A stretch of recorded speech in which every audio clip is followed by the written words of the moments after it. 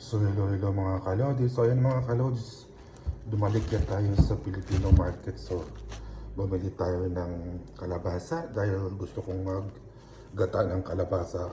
Ayan, dalawa yan mga kalodi binili ko, plus sitaw. Ayan, so masarap talaga pagulay.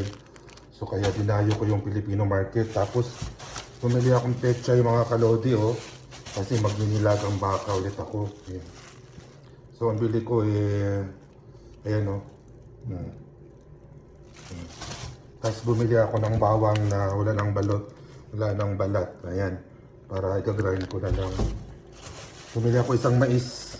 Ayan, para sa nilaga. Bumili rin akong tokwa para doon sa sitaw. Repolyo. Ayan, bumili akong repolyo para sa nilaga.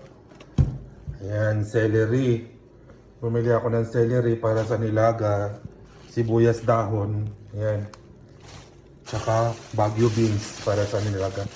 So ayan mga kalodi, ang mga nabili ko sa Pinoy Market. So masarap na naman ang ating ulam nito mga kalods. Thank you for watching.